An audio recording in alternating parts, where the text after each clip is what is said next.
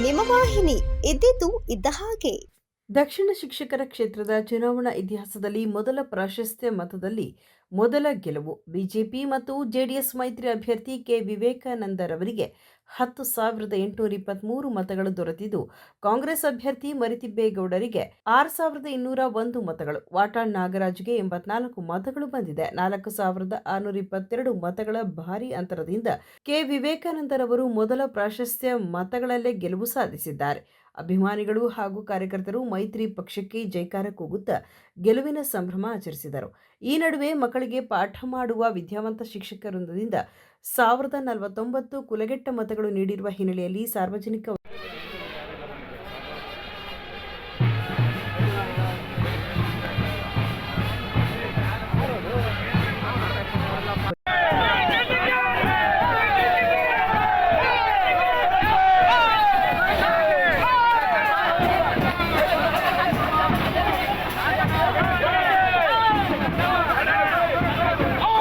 ದಲ್ಲಿ ಅಪಹಾಸ್ಯಕ್ಕೆ ಈಡಾಗಿದ್ದಾರೆ.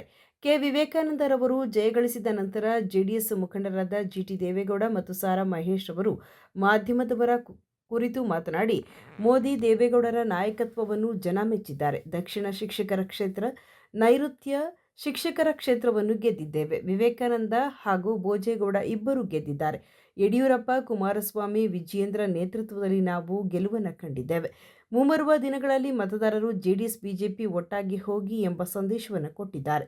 ಕಾರ್ಯಕರ್ತರೆಲ್ಲರೂ ಒಗ್ಗಟ್ಟಾಗಿ ಕೆಲಸ ಮಾಡಿದ್ದಾರೆ. ಈ ಗೆಲುವು ಮೈತ್ರಿಯ ಗೆಲುವು ಎಂದು ಮೈಸೂರಿನಲ್ಲಿ ಜಂಟಿ ಹೇಳಿಕೆ ನೀಡಿದರು. ಕುಮಾರಣ್ಣರವರ,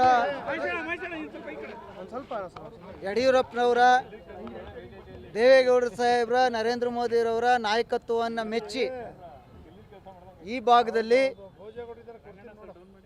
ಬಿಜೆಪಿ ಮತ್ತು JDSನ ಮೈತ್ರಿ ಪಕ್ಷದ ಅಭ್ಯರ್ಥಿಯಾದಂಥ ವಿವೇಕಾನಂದರವ್ರನ್ನ ಪ್ರಥಮ ಪ್ರಾಶಸ್ತ್ಯ ಮತದಲ್ಲಿ ಇತಿಹಾಸದಲ್ಲೇ ಕೊಡದೇ ಇರತಕ್ಕಂಥ ಬಹುಮತವನ್ನು 4,222 ಮತಗಳ ಅಂತರದಿಂದ ಗೆಲ್ಲಿಸಿದ್ದಾರೆ. ಅಧಿಕಾರಕ್ಕೋಸ್ಕರ ಅವಕಾಶವಾದಿ ವಿವೇಕಾನಂದ ಅವರು ಇಬ್ಬರೂ ಕೂಡ ಇವತ್ತು ಮೈಸೂರಿನಲ್ಲಿ ದಿಗ್ವಿಜಯವನ್ನು ಸಾಧಿಸಿದ್ದಾರೆ. ಇದಕ್ಕೆ ತಮಗೆಲ್ಲರೂ ಕೂಡ ಗೊತ್ತಿದೆ, ಕಾಂಗ್ರೆಸ್ ಪಕ್ಷ ಏನು 5 ಗ್ಯಾರಂಟಿಗಳನ್ನು ಕೊಟ್ಟು ಈ ರಾಜ್ಯದಲ್ಲಿ ಅಭಿವೃದ್ಧಿನೇ ಮಾಡದೆ ಏನು ಇವತ್ತು ಅಧಪತನಕ್ಕೆ ಹೋಗಿದೆ, ಇದನ್ನು ಜನ ಗಮನಿಸಿದ್ದಾರೆ. ವಿದ್ಯಾವಂತ ಮತದಾರರು, ಶಿಕ್ಷಕ ಕ್ಷೇತ್ರದ ಮತದಾರರು ಕೂಡ ಅವರನ್ನು ತಿರಸ್ಕಾರ ಮಾಡಿದ್ದಾರೆ. ಸುದ್ದಿ 3 ವಾಹಿನಿಯ ಹೆಚ್ಚಿನ ಮಾಹಿತಿಗಾಗಿ ಸಬ್ಸ್ಕ್ರೈಬ್ ಆಗಿ ಹಾಗೂ ಬೆಲ್ ಬಟನ್ ಒತ್ತಿ.